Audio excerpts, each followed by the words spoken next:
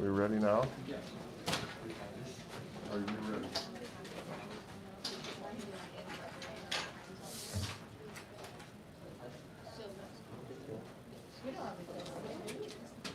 Sure. You ready? Yeah. No, we're not ready to test today. Yeah. I was gonna, like, how far are we into this lesson? Well, I got him to this one. We're not. We're only, this is a third lesson in the third chapter. So, a word to the wise. Wise.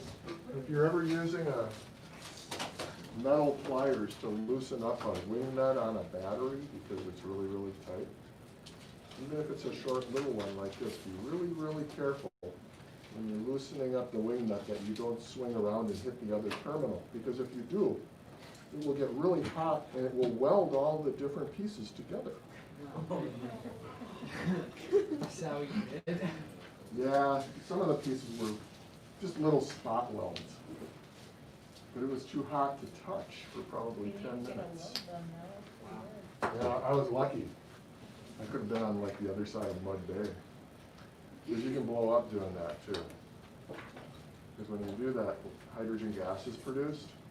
And if you're in any kind of confined area, that hydrogen gas will build up, and hydrogen gas, well, that's what took the Hindenburg down. You know, the big, huge Zeppelin that went down during World War II. Yeah, 1,000-foot long Zeppelin. Were you aware of this? Or do you, like, Oh yeah, I'm totally aware of it. I just wasn't aware of the position of my knife. I wasn't thinking about, oh, I'm gonna swing it around and hit that terminal. Woo! Yeah, way back in the day, when I used to teach boating safety education in Wisconsin, we had a really, really cool thing that we would show kids in boating safety class. The reason that you cover a battery in a boat, and it's actually a federal law that you cover it, is because of this. If something falls down and it's metal and it touches the two terminals on the battery, it'll cause an arcing and a generation of the hydrogen gas, which can cause an explosion. And what I had a crescent wrench that fell on top of a battery on a boat at night, in the middle of the night when it was wavy, banging the boat around at the dock. And the battery cover wasn't on. The wrench fell, it arced across the terminals, and all I had were the two terminals, the top of the battery and the wrench. And that was found on the other side of the street from the boat harbor. And of course the boat was gone, burned and sunk. Big boat, 40-foot boat or something like that. So that was the, here's why you always cover your battery. Yeah, dangerous things. And when I go to the launch around here, I watch, I'd say half of the people don't have their batteries covered. It's dangerous, especially when you're throwing around fishing equipment like fiberglass fishing rods, wet ropes and things like that. They can all make it happen. So, adjacent angles. What does adjacent mean? next to. Next to one another. And just because angles are next to one another doesn't make them adjacent, unfortunately. We've got a formal definition. And I think maybe, I think I'm probably going to go off of the smartboard. Is that going to work for this thing? I don't know. Yeah, if I get it close enough, it does. Okay. So this is the textbook. Here's where I want to go. This looks more like your textbook. So adjacent angles, there's a definition. You don't have to write it down unless you want to copy it onto the back of this so that you have a definition. But maybe you'll remember it too. I don't know, after we use it just a little bit. It says two non-straight, so they can't be 180 degree. Non-zero, so they can't be 0 degree angles. They're adjacent. If and only if. So have we said anything about this? If and only if. Have I done anything with that with you guys yet? You ever hear me say if and only if? Ever explain it? This is what if and only if means. You know, if I say something, if and only if something else, that means that you can read the sentence forward and backwards.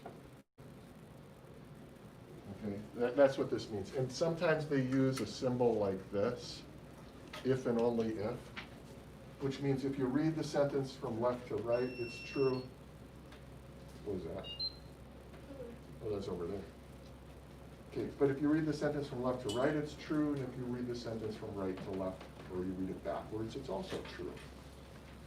So it says, two non-straight and non-zero angles are adjacent if and only if. So in other words, all of that in the front makes them adjacent if a common side is in the interior of the angle formed by the non-common sides. But you can go backwards too. So you've got this angle, and you see that the interior of the angle formed by the non-common sides exists, then you have adjacent angles, so you can read it forward and backward. Right now it doesn't have a lot of meaning, but eventually it will. So if you had this going on, G, F, E, D, would G and E be adjacent angles according to that definition? Are G and E adjacent angles? So they're non-straight, they're non-zero. Is there a common side to this angle and to this angle? So here are the two sides. Are either of those sides part of the other angle? So if I separated like this, are those two angles, do they have a common side? No, they have to have one of the sides being the same. So there's no common side, so they're not adjacent. Now you might say that F and G are, because here's angle F, and then here's angle G, and this GF is a common side. So you might say that. At least that's what it would take to be a common side, but we don't know yet. So let's go on to the next one here, next situation. So you've got this, looks kind of like a Y shape. And this is X, that's Z, and this is W, and this is Y. So these are points. This is number 7 and number 8. Are 7 and 8 adjacent to one another?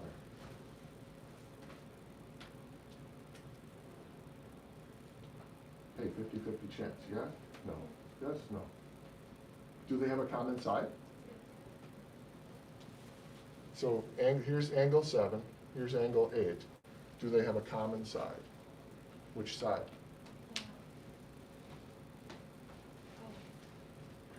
Y is a point. So ZY? Yeah, so ZY is a common side. Yeah. But there's more to it. If we look at the definition. And the common side is in the interior of the angle formed by the non-common sides. So these two sides are non-common. And this has to be on the inside of that angle.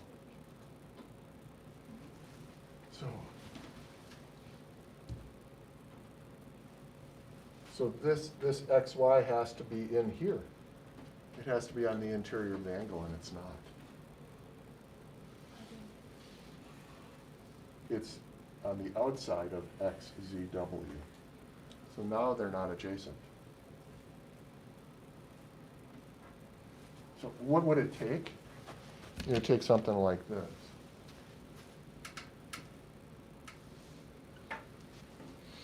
These two angles here, column 1 and 2, they would be adjacent because their common side is on the interior of the larger angle that those two make up. Then it works.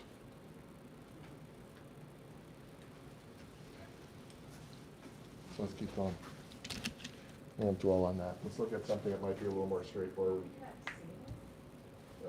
This is the easiest. Okay, here's the definition of an angle bisector.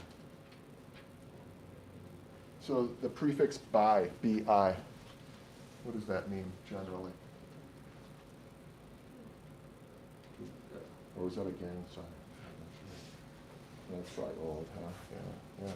Bi is two. So bisect means to cut into two. Bisecting, like we, remember in the 8th grade, I think we took a segment like this. We put an arc up here, and an arc there, and an arc here, and an arc there, and then we drew a line between those intersections of the arcs, and we had an angle, we had a segment bisector. And that was at a 90-degree angle. Well, if we bisect, we're cutting things into two.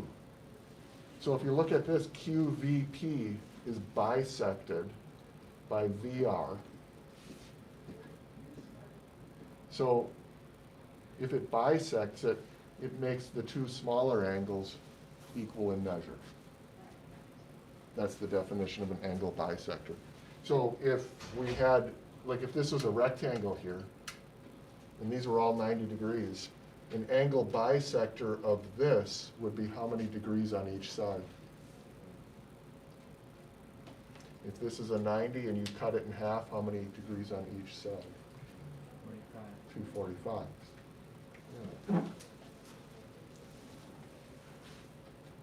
So that's a definition. So that's not going to be in your list of postulates and theorems and formulas. If you wanted to add that definition, you can. Here's a postulate, though, angle measure postulate. Ooh, angle addition assumption. And this kind of makes sense, I guess. So they give an example here with this diagram. And in this diagram, or this figure, it is angles AVC and angle CVB. They are adjacent. And if they're adjacent, then the measure of AVC plus the measure of CVB adds up to AVB. Makes sense, right? You take two angles, you put them together, they add up to the largest angle that you have. And that's common sense, isn't it? But what's important to look at here is how these are written, or what can help you a great deal is how they're written. Because in this case here, this angle, when they name it, they have the side VC, because in the center, that's the vertex. The vertex is V of any of these angles. Put the V in the middle, put the V in the middle, that's the vertex. But if you go and you read VC, and over here you can also read VC, then you know that VC is what's in the middle because of how they name things. And then that doesn't show up in the largest of the three angles.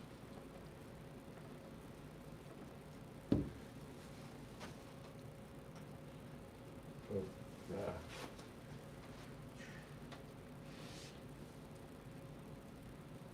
So using that idea, angle DAE.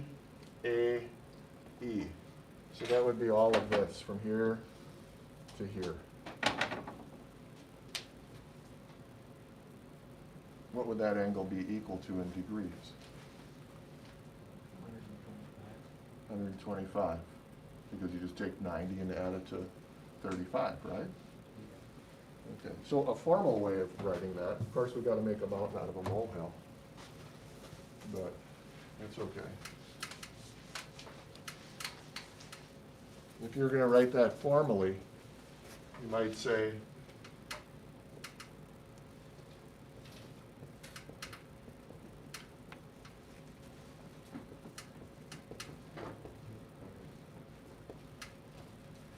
the measure of DAC plus the measure of angle CAE is equal to the measure of angle DAE. And then what we might do is say 35 degrees plus 90 degrees is equal to such and such, and keep writing this. And then you add that up. So that'd be a more formal way of writing it. So keep that in mind. And then if you look here, here's AC, and there's AC, and that is the common side of those two adjacent angles.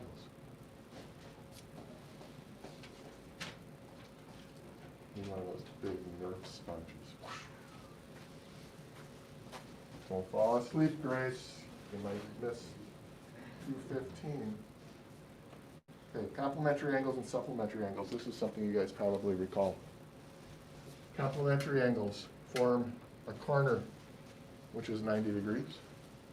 So two angles that complement one another add to 90. If I had a straight angle, straight S, supplementary. Supplementary angles add up to 180 degrees. So what they do is they say we have two angles called R and S. And in this case here, maybe you have something like this, where here's angle R and here's angle S. If they're complementary, R and S add up to 90. If we had two angles here, call that one R, and this side over here is S, then R plus S will be 180 degrees.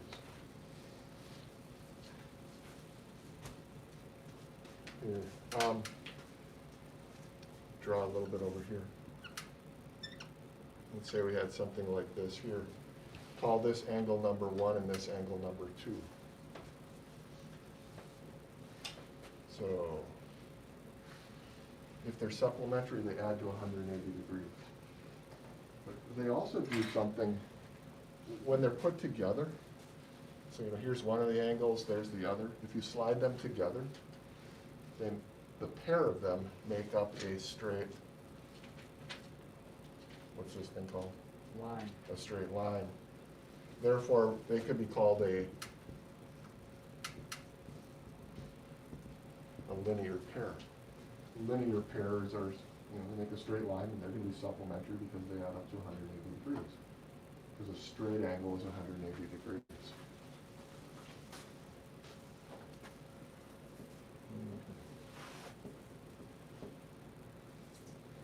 So this, we're getting close to the end of all of these. A lot of definitions and little things we just want to make sure we realize.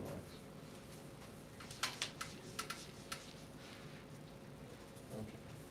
So this one here, equal angles measure theorem. So this one's in your packet. If two angles have the same measure, their complements have the same measure. So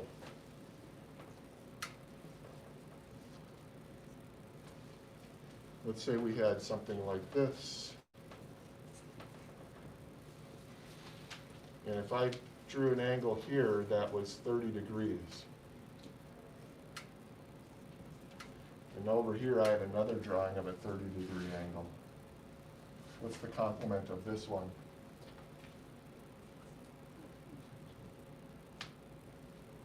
How much? 60. How much is the complement of this? It's going to be 60, right? And we would be able to prove that. You could go prove, these are complementary, so 30 plus x is equal to 90. This is 30 plus x equals 90. So you could go through an algebraic thing where you manipulate the numbers and you say, oh yeah, then x has to be 60 here and it has to be 60 here, therefore they're equal. We don't need to do that right now. The same thing would happen with supplementary angles. If you had one that was like this, and that was a 40-degree angle, you drew another supplementary that was 40 degrees, their supplements have to be equal to one another, don't they? But we can take that a step further.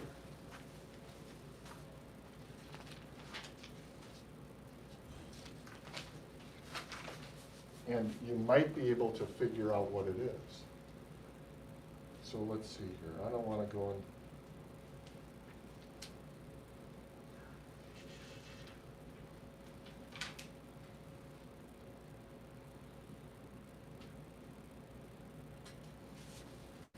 Okay. So this example here, it says, suppose you're given two angles A and B, in which the measure of A is equal to the measure of B. So even before we read further, would be a good way to start.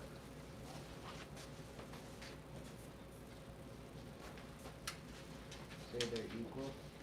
Say they're equal. Maybe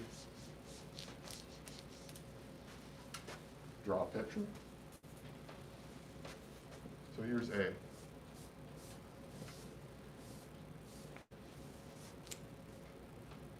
Here's B. They're equal to each other. And it says if the measure of a complement of angle A is equal to 5x plus 20. So the measure of a complement, that's going to be this angle here. Is going to be 5x plus 20. And then the measure of the complement of B is equal to 3x plus 40. Now we want to take B and we want to figure out what the supplement of it is. I think that's a little more complicated. So if I was to draw from here to here, that red arc, that's what we got to figure out from that much information.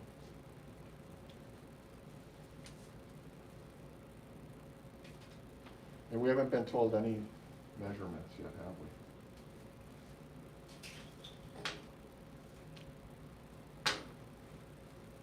So when we see things like this, if we know what x is, we can then figure out what this angle is right here.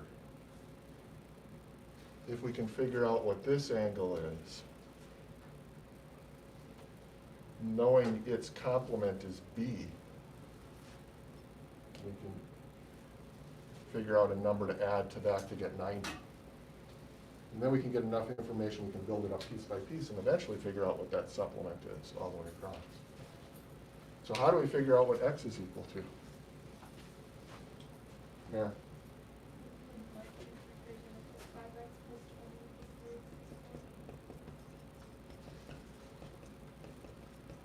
We write this because we know that A and B are equal, therefore those two have to be equal. So really what this is kind of like a system of equations. But we just have one variable. You know, we have two things that are given to us, but we only have one variable to work with. So we're just kind of trying to figure out what is the x value that works in both of those. So now you have this written out, you just trust the algebra. First step. What should you do to find x?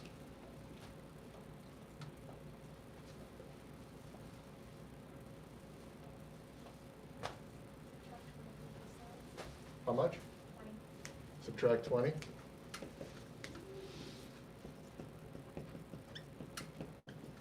Now what?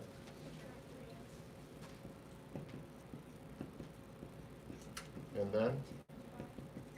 What does x equal? 10. And then go back up here. 3 times 10 plus 40. How much is that? 70. 70. Double check over here. 5 times 10 plus 20? 70. So what's angle A? This is its complement. They have to add up to how many degrees? 90. So if they add up to 90, A has to be 20. And B is also 20. So now the supplement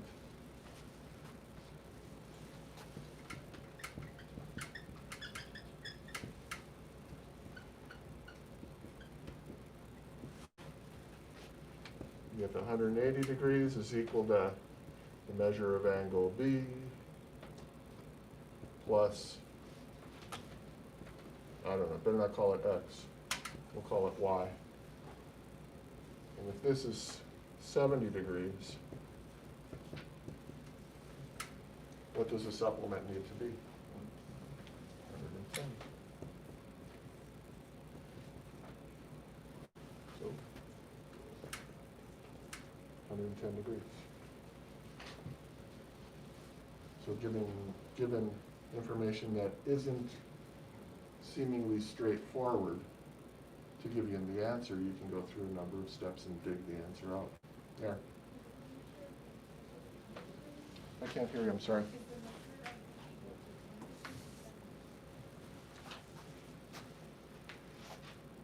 Oh, yeah.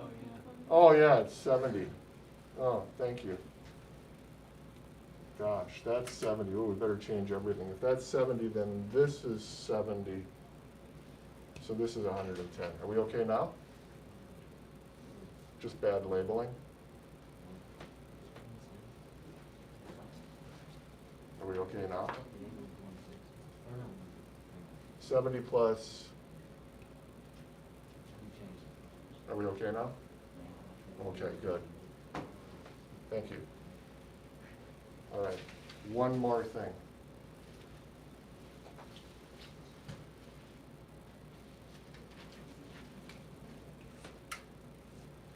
Suppose we take a straight line and we have another straight line. And then we number things 1, 2, 3, and 4. So our angles are called numbers 1, 2, 3, and 4. What do you guys remember about the relationship between those angles? Say again? Said something about opposite sides?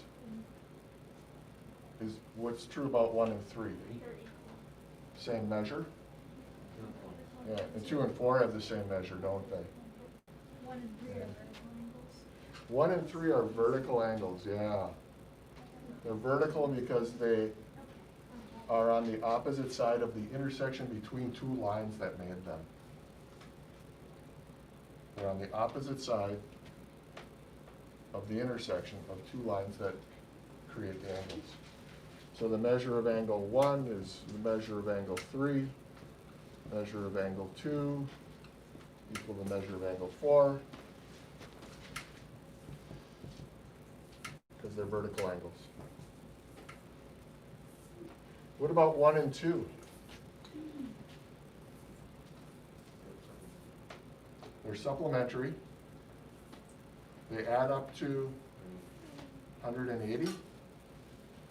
And they make, together, the pair of angles makes a line. So they're a linear pair.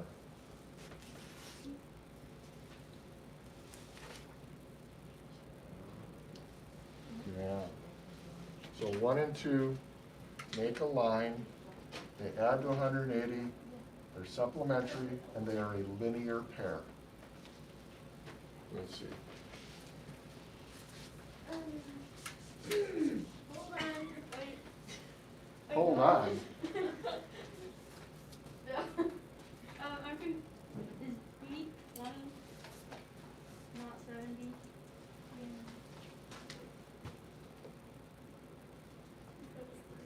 Because well, 3 plus 40 is B 2.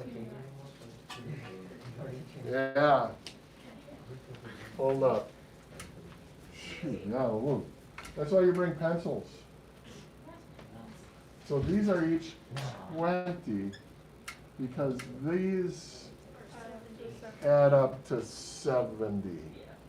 Okay. Oh, you want to see? That's why I woke you up so you could I trust me. still get things, but I'm. Okay, so those are 20 because these are 70. Because they're the complements of that. And then, ooh. If that's, how much is it? 160 degrees is equal to y. Okay, there, is that all better now? Yeah. Okay. Sorry about that. But 1 and 2 add up to 180 degrees. Well, like your protractor, you can Yeah. measure those. And then they are a linear pair.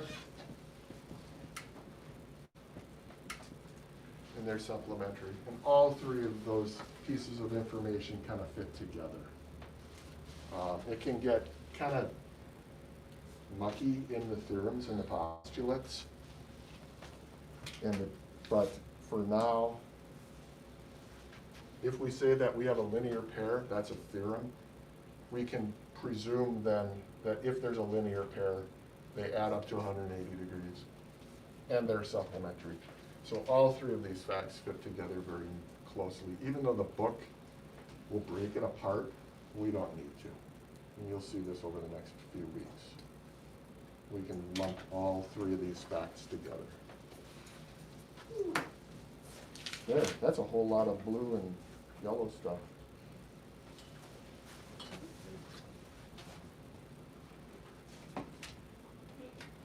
There.